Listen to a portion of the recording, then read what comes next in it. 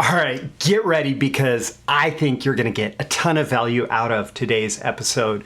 We're going to be talking about scalable sales systems. I'm going to give you 3 steps to more leads, customers, sales, and profits through this scalable sales system. With that, let's just go ahead and dive in for it. Okay. So my notes here. I want to start by saying this is pretty much my number one goal with working with any kind of client is I'm looking to build a scalable sales system. So, for example, recently talked to somebody, just helped them design their whole brand new marketing and sales process. We took all the marketing assets that they already had in place, and I said, well, okay, so those are all those pieces there, but if we rearrange them like this and add a few pieces here, suddenly we have a sales system that should scale much more, especially allow you to go out to cold traffic. I'm thinking specifically as I was putting together the notes. I worked with a client recently, built up a $10 million plus scalable sales system. Thinking of another client that, initially they built one system that was able to scale to similar numbers there. And then they layered another system on top of it that was able to just accelerate their client acquisition. And really, anytime you want to scale to cold traffic, what you want to do is you want to build a scalable sales system. Now, that might sound obvious. If you want to scale, you need to build a scalable, all right? But the system, having a systematic approach to this is the secret to scaling. You can't just throw marketing out there and hope that it's going to allow you to just build and build and build. Usually, if you're going to have, with the exception of some fluke or some viral hit or something that just absolutely takes off, usually what ends up working, even if you don't see it from the front end, what's going on behind the scenes is something that is a much more intentional system for the attraction and acquisition of clients and customers, right? And the system is the secret. It's all about process and scalability and automation wherever possible, so that so much of it happens the same way over and over again with every single person that is running into your marketing messages, your advertising, wherever it is, right? And having this systematic approach really is the way that you fulfill on that famous Dan Kennedy quote, whoever can spend the most money to acquire a customer wins. Because when you design this correctly, when you structure it correctly, it allows you to maximize the initial revenue per customer and the customer lifetime value in such a way that you are actually able to scale that. So the 3 steps to more leads, customers, sales, and profits, and we'll go into more detail in these in just a minute. But step 1 is to nail your powerful, profitable offer, and then little S in parentheses here, powerful, profitable offers, because depending on what you do, like typically there is more than one offer involved. We'll get into the offers in just a minute. Step 2 is to actually build the system part of it, your scalable sales system. And then step 3 is to make sure that you nail your traffic strategy for actually driving the prospects, the leads through the system, turning them into clients and customers. Because, to actually do that scale part, you can't just build the system and then let it sit, in a quiet corner of the internet by itself. Now, one thing that I'll say here, one thing that I wanted to get into before I dive into your powerful, profitable offers and your scalable sales system and your traffic strategy is that in most cases where this is successful, there are both marketing and sales jobs that are happening. And the marketing allows it to be very scalable on the front end, meaning there's not a ton of manual labor involved in every individual prospect. The sales is what tends to close the higher ticket, the higher revenue transactions, right? So we're going to combine marketing and sales for scalable sales system success. The role of marketing in the context of a scalable sales system is, number 1, to build the conversion architecture. So marketing needs to set up the system itself, right? Especially when you're talking about any kind of online funnels or any kind of online assets that are going to drive people through the system. Marketing needs to do list building and demand generation. Those are very marketing-oriented tasks. Marketing needs to do prospect nurturing. So there's going to typically be some kind of follow-up sequence. It could be email, but it's not limited to just email.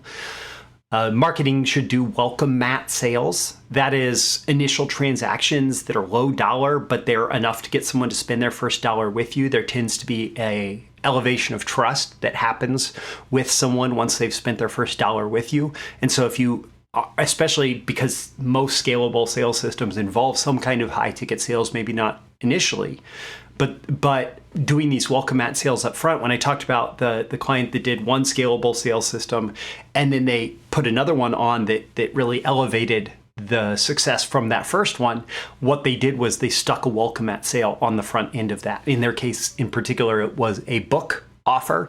It was a book that they were selling the book, and then those people were great prospects for their higher ticket coaching offer. Marketing in some cases in these scalable systems can be responsible for making the high ticket sales, especially if you have a really honed in funnel that's able to acquire a lot of customers on the front end with a lower ticket offer, but then has upsells to the higher ticket offers. I say maybe because in many cases, by the time you're getting to a high ticket offer, it's much less likely that it's going to be exclusively marketing. Instead, marketing is going to get into sales support, which is the next thing in my list here, to build a feeder system for the sales team, which can involve either free or paid prospect acquisition, to pre-educate, to pre-motivate, and to pre-qualify leads for the sales team so that the people who are showing up and actually speaking to the sales team does not have to be exquisitely skilled as far as closing people. The sales team is primarily just there to facilitate the higher ticket transactions, to answer questions, to be a human face and a human touch, to connect with the prospects on kind of a different level, and to get them off the fence or get them over the finish line in terms of moving up and becoming a customer for the first time, or becoming a customer for the higher ticket. I'm sorry. Also to just generate those leads and appointments. That's part of the sales support, right? To generate high quality leads and appointments for the sales team. And then marketing continues to provide value by nurturing the relationship through time, through the lifetime of the customer's relationship with your customer or with your business. The marketing should be doing things like regular emails that are continuing to provide value while also staying on the forefront of the prospect's mind. The role of sales in the context of all of this, you'll see. So I've worked in a sales department where sales was largely trying to generate their own leads. And yes, in some cases, businesses can run very effectively with a sales team that's going out and cold prospecting and doing all that stuff.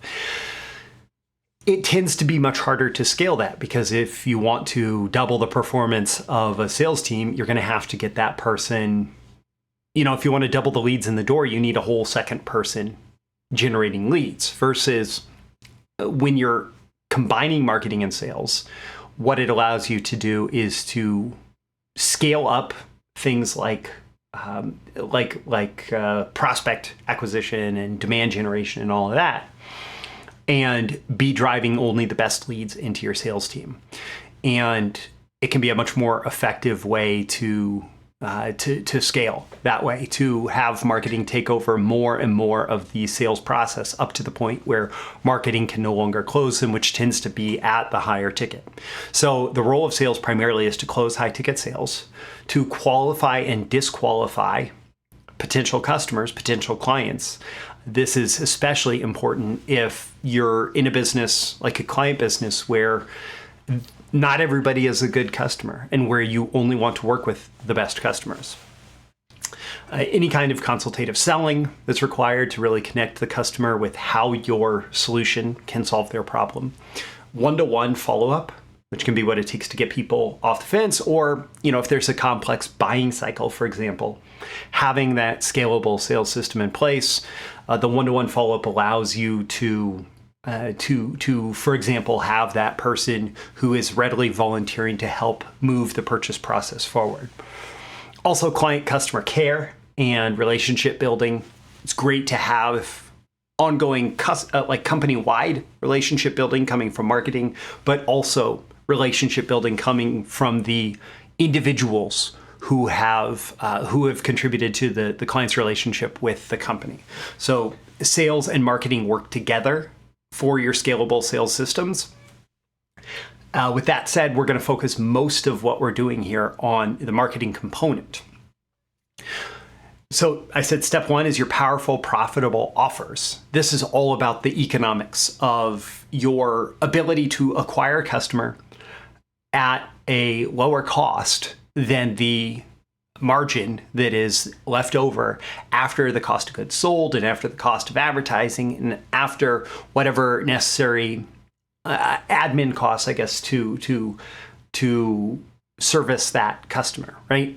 So your offer structure needs to be built in a way where profits come out. If one of the hardest things that you can try to do, especially as like a startup business, is to really believe in an awesome offer that provides a ton of value at an affordable price, but have that offer not be built in a way where the economics are in your favor. So, you could sell a million things for $1 and you just generated $1 million, but if it costs you 1.5 million, or I'm sorry, $1.50 on average to fulfill on that dollar sale, then your economics are such that you just made $1 million, but it costs you 1.5 million to do so.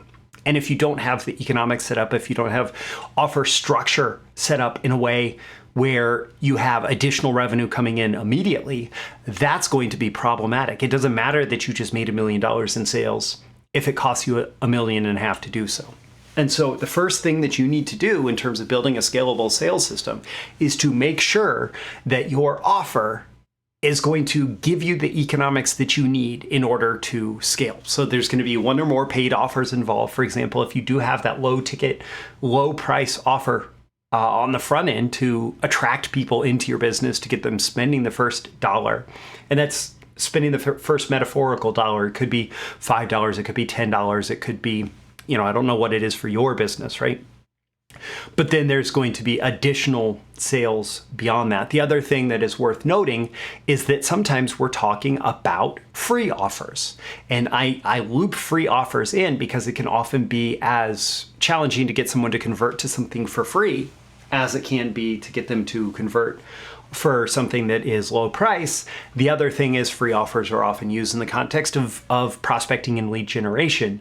And so all of these things you need to think about. Okay, what am I going to offer to people first to get them to get the widest segment of my market to raise their hand and say, hey, I like you guys. Or I like you gals. Like I'm gonna be a good prospect for you. I'm gonna be a good customer for you, right? And then what do you offer next? And what do you offer next? Eventually up to the point where maybe you have a very high ticket offer. And it could be your second offer in the sequence. I'm not saying you have to have 4 or 5 or 3. It's a matter of having the right sequence of offers for you, but eventually there's probably going to be a much higher ticket offer that a smaller percentage of your audience is going to be ready for, but that is going to be the key to scale. So it's much easier to scale if you have, let's say, a $10,000 offer with $7,000 in margin in it versus you have a $10 offer with $1 of margin in it, right? The scalability of those offers are going to look very different. So you have to have powerful, profitable offers. We'll put an S on the end in order to build your scalable sales system around it. And then comes the system itself. Now, this looks very different for lots of businesses, depending on your offers, right? And depending on your audience and depending on your marketing assets in place, all of that, it can look very different. What is consistent is there is systematic design. So like in my Conversion Architecture 101 course, I teach 3 funnels, and those 3 funnels can pretty much be adapted to almost any business. But the important part is the principles behind it, which I also teach in that training. the principles behind it are you need to systematically design the process that someone is going to go through in order to convert. And sometimes it's a direct line, like they're going to do step 1, step 2, step 3, step 4. More often though, it's a flow chart. And there are places where they may branch off. There may be places where it loops back in on itself, depending on how everything is structured, right? Or for example, there's going to be, as soon as they opt in on one page, they're taken to a sales page, but they're also added to an email list, and those emails are going to send them back to the sales page. But it's all about the conversion flow. It's all about the architecture of the system to move people through that sequence of offers that is going to lead to the necessary revenue and profit in order for you to generate the profits that's going to make it scalable on a per customer basis. And like when I work with clients as a fractional CMO, this is one of the very first things that I do with them is I say, okay, what does the actual flow chart look like? What does the process look like? Yeah, I'm saying, if we're going to turn this into a scalable sales system, where do people need to go in order for us to generate per customer revenue and profits that allow us to spend money on traffic to scale, right? And that's all built into the scalable sales system strategy. And then you need good traffic strategy. So recapping up to this point, right? Up to this point, you have the offers, oftentimes a sequence of offers that are going to generate the appropriate economics, the appropriate revenue and profits per customer, such that when an adequate number of people go through all those offers, not just the first one, the second one, that there is a lot of money that you can put back into the system, because putting money back into the system is what's going to create scale. And then we have the system in place that is designed to take people through those offers, right? And then we have to start pouring traffic in. You have to start putting traffic into the system, because otherwise it's just that sales system that's sitting off in the cold, right? But we want to warm it up with people coming through. And you need to think in terms of a few different types of traffic. And so there's cold traffic, of course, and it's easy to just think, okay, we want to go acquire customers, so we need to go chase down cold traffic, right? But there's also warm traffic and hot traffic. And these can be measured by people who've already taken action. It can be, and by the way, you're responsible for moving cold traffic to warm to hot. It can be measured by people who've already taken action, who've already seen your ads, who've already engaged with content in various places, right?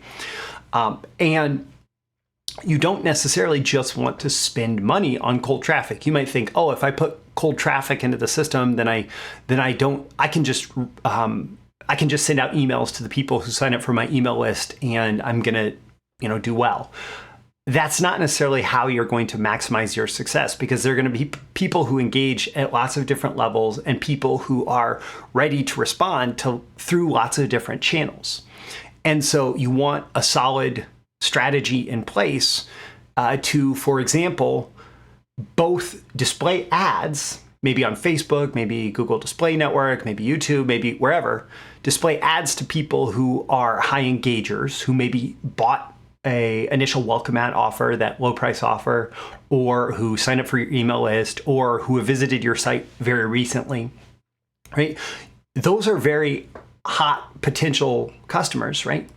You need a strategy in place to put ads in front of those people, to email them, to follow up with them in lots of different ways, as well as to constantly be showing messages to the cold traffic that is going to get them into that system as well. And oftentimes it's more important to deploy the hot traffic strategy, the warm and hot traffic strategy first to the people who know of you before you start deploying cold traffic strategies. Because what you're doing, if you imagine this like a funnel, well, the funnel has lots of holes in it, right? And what this is doing is it's plugging a bunch of the holes in the funnel to have all the hot traffic taken care of, right? It's like catching catching the people who are coming out of the funnel and putting them back in. And then your funnel is going to be effective enough that you can put people in the top of the funnel. The other thing that's worth considering is owned, earned, and controlled traffic, with a hat tip to Russell Brunson for those particular word choices. Owned traffic is, people who are on your email list, people who are on your customer list, people who you have the contact information and the permission to reach out to them again, to contact them again without any kind of third party, right? And you might say, oh, my email service provider is a third party. Yes, and you could take that email list to a different email service provider. So you own the ability to contact them. Earned is free traffic, it's partner traffic, it's traffic from podcasts, from SEO, right? You earn the attention of someone else's audience. And controlled is paid, where you're actually paying for it. Now, in terms of scalability, for speed of scalability, controlled traffic, the ability to send paid traffic into the system, right? That is the single fastest traffic source to be able to scale. In terms of profitability, things like owned and earned can be much better. They also don't turn off when you stop paying for them, right? So you earn a spot on a podcast, you earn SEO, you earn all of those different things, right? Those can continue to send traffic into your system for an extended period of time. Owned stuff, obviously the same thing. But in terms of speed of scale, having a paid traffic system that focuses first on controlled traffic is going to be the most powerful way to go. Now, this is obviously a high-level overview of scalable sales systems, of those 3 steps. If you really want to get in there, I do offer fractional CMO and copy chief services, primarily for people who are well-versed in direct response marketing, because all of this usually goes much smoother if you have some kind of foundation in direct response marketing. But then we can get in there and we can chat about how to implement this idea in your business. I do also offer the Conversion Architecture 101 training, which is part of my BTMSinsiders streaming library of copywriting and marketing courses. You pay one low fee, you get instant streaming access to the entire library, and just use as much as you would like while you are a member. Don't forget, ask yourself how you can use this going forward, and like and subscribe so that you can get more content like this delivered to you. Links to do all of that are in the description with this episode. I'm Roy Furr. This is Breakthrough Marketing Secrets. I hope I fulfilled on that promise at the opening of the video that you're going to get a ton of value out of this, and I encourage you to use this framework as you're thinking going forward in order to maximize your own ability to generate scalable sales systems. And I'll catch you again in the next episode. See you soon. Thank you once again for tuning in to this daily episode of Breakthrough Marketing Secrets. Remember, check out the links with this episode for even more value. Now make sure you like, comment, share, subscribe, and engage in every way you can to keep this show going and growing and delivering daily value to you. I'll catch you soon for your next big breakthrough.